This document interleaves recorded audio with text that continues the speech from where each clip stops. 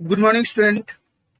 This is the video of the class 10th student, and topic is that the Boolean algebra. Topic हमारा आज Boolean algebra है। और आज के video में आज के टॉपिक में हम लोग डिस्कस करेंगे डिमॉर्गन्स रूल कि एक्चुअल में डिमॉर्गन्स रूल होते क्या हैं और उनको कैसे सॉल्व किया जाता है। तो हमारे पास डिमॉर्गन्स थ्योरम है। डिमॉर्गन्स थ्योरम मैंने बताया था कि डिमॉर्गन्स थ्योरम में मैंने ये बताया था, डिमॉर्गन्स थ्योरम को डेवलप किया जॉर्ज बूल्स ने to design the electronic circuit. मतलब किसी भी डिजिटल सर्किट को डिजाइन करने के लिए हम लोग डिमॉर्गन्स थ्योरम का यूज करते हैं। इसका बेसिकली अगर मैं it is used to design the digital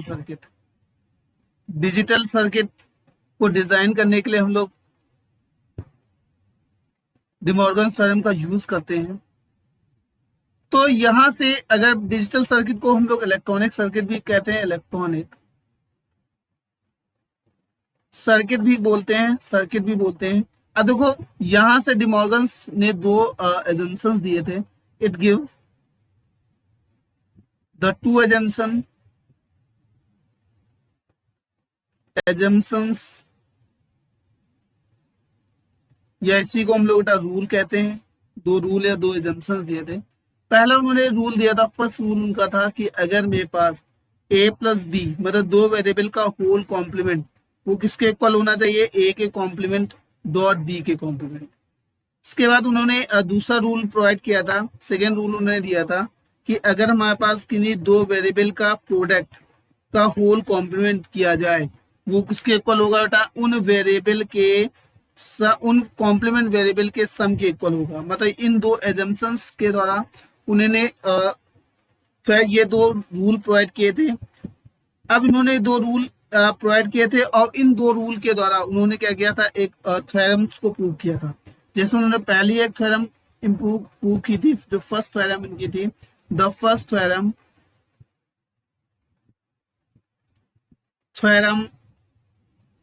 of the De Morgan's law. उनकी पहली थ्योरम थी डिमॉर्गन्स थ्योरम की।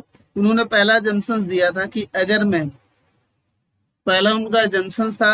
मैं दो वेरिएबल का, जैसे हमारे पास क्या है वेरिएबल मैंने यहाँ पर लिया है, मैंने दो वेरिएबल ले लिए।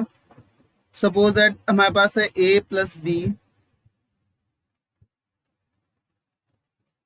का होल कॉम्प्लीमेंट किसके इक्वल है, पहली थ्योरम के हिसाब से a का कॉम्प्लीमेंट डॉट b के कॉम्प्लीमेंट के।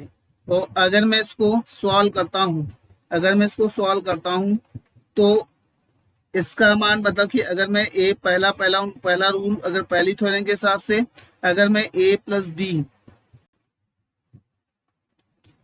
का प्लस में करता हूं किसके, a के कॉम्प्लीमेंट डॉट b के कॉम्प्लीमेंट से, तो इसकी वैल्यू कितनी आनी चाहिए, इसकी वैल्यू आनी चाहिए हमारे पास 1। दूसरा उन्होंने रूल दिया था, सेकेंड रूल, कि अगर हमारे पास a प्लस बी वेरिएबल का प्लस मैं करता हूं डॉट प्रोडक्ट करता हूं किसके, a complement dot b complement के साथ, तो इसकी वैल्यू कितनी आनी चाहिए, 0। मतलब इन्होंने दो एजम्पशंस दिए थे, एजम्पशंस के हिसाब से उन्होंने दो थ्योरम प्रूव की थी। आप देखो चाहिए इन थ्योरम्स को हम लोग प्रूव कर लेते हैं कि कैसे इनकी वैल्यू कैसे 0 आएगी। तो पहली थ्योरम है कि अगर हमारे पास दो वेरिएबल हैं a प्लस बी, ठीक है, यहाँ पर अगर मैं प्लस करता हूँ a के कॉम्प्लीमेंट डॉट b के कॉम्प्लीमेंट से, तो इसकी वैल्यू कितनी आनी चाहिए, इसकी वैल्यू आनी चाहिए बच्चे 1 आनी चाहिए। अब देखो इसकी वैल्यू कैसे 1 आएगी, बाय यूजिंग हम लोग सबसे पहले क्या करेंगे, यहाँ सबसे पहले हमारे पास LHS होगा,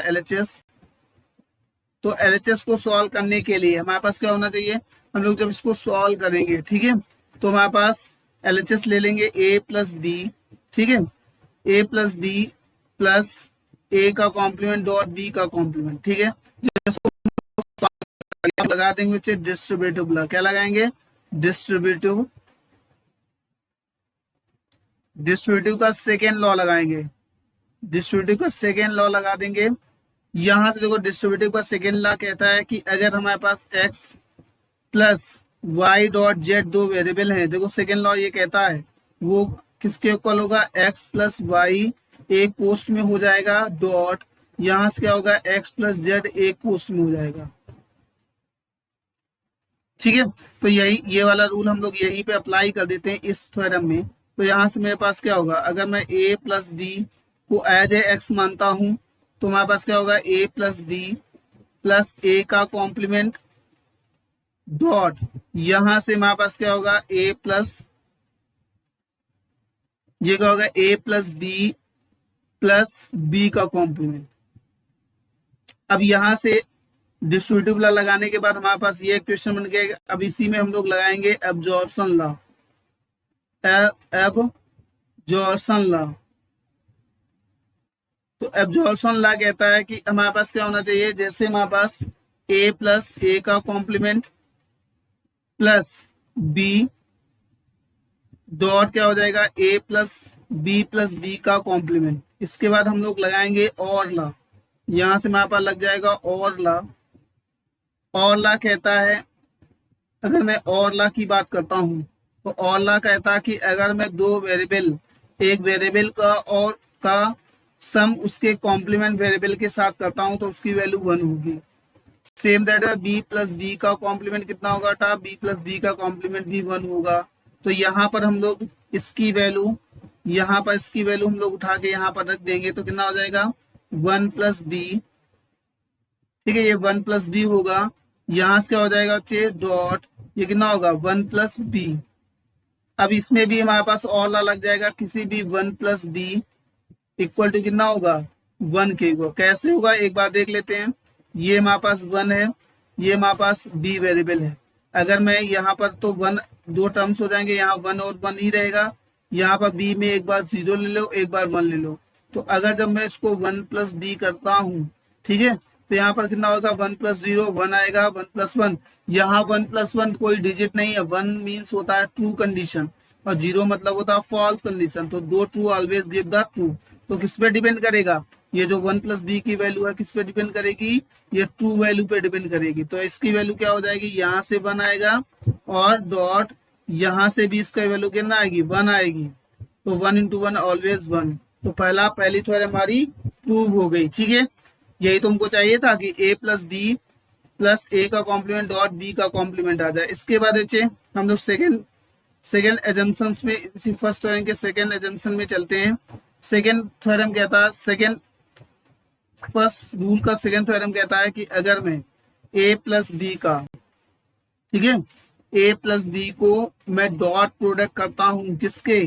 a के कॉम्प्लीमेंट डॉट b के कॉम्प्लीमेंट से, ठीक है, तो इसकी वैल्यू कितनी आनी चाहिए बेटा? इसकी वैल्यू आनी चाहिए 0। कैसे आएगी 0?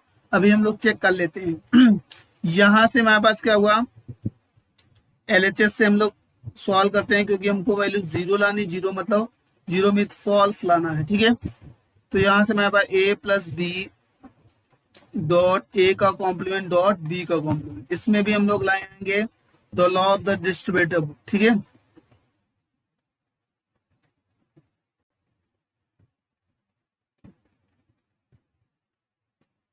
डिस्ट्रीब्यूटिव लॉ लगा देंगे। तो यहां से जब हम लोग डिस्ट्रीब्यूटिव लॉ लगाएंगे तो सबसे पहले इस पूरे टर्म्स का हम लोग मल्टीप्लाई करेंगे इससे। तो हमारे पास क्या होगा? ए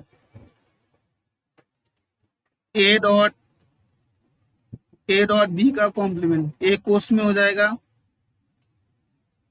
डॉट प्लस फिर हम लोग बी का मल्टीप्लाई करेंगे इस पूरे में, क्या हो जाएगा? B dot A dot B का कॉम्प्लीमेंट। अब इसमें हम लोग लगा देते हैं एसोसिएटिव लॉ।